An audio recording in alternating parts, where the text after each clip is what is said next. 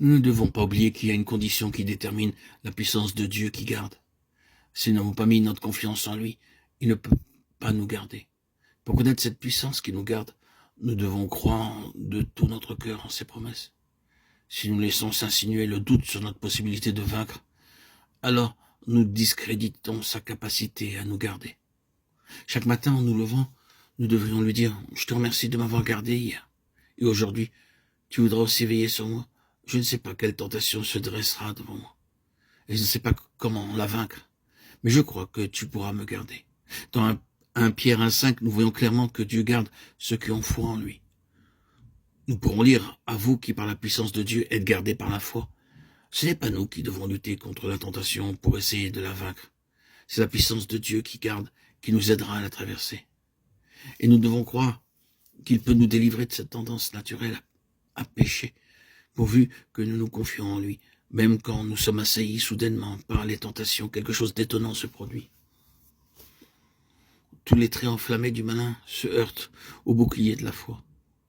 Il s'interpose entre nous et Satan pour nous garantir des traits du malin. Au lieu de nous atteindre, il frappe sur le bouclier de la foi et rebondit sur Satan lui-même. L'apôtre Paul déclare « Je suis persuadé qu'il a la puissance de garder ce que je lui ai confié, dédié jusqu'à ce jour-là » de Timothée 1,12. Le Seigneur a été capable de garder Paul, mais Paul a fait quelque chose qui a permis à Dieu de pouvoir le garder. Paul s'est donné lui-même à Dieu. Si vous croyez en lui, alors vous devez vous offrir vous-même à lui. Il ne peut pas garder, et il ne peut garder que ce qui lui a été confié en dépôt.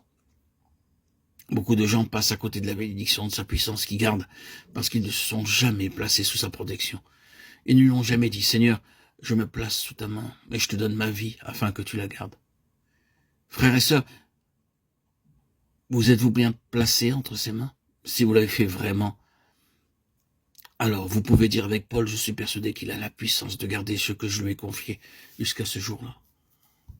Si votre vie est véritablement dans ses mains, alors Dieu accomplira en vous cette promesse. Celui qui peut vous préserver de toute chute, celui qui peut vous préserver de trébucher et vous faire paraître devant sa glorieuse présence irrépréhensible et dans l'allégresse. Jude 24. Nous trébuchons lorsque dans un moment d'inattention ou d'inconscience, nous heurtons quelque chose sur notre chemin. Loué soit Dieu, sa grâce prévenante agit au-delà du domaine conscient.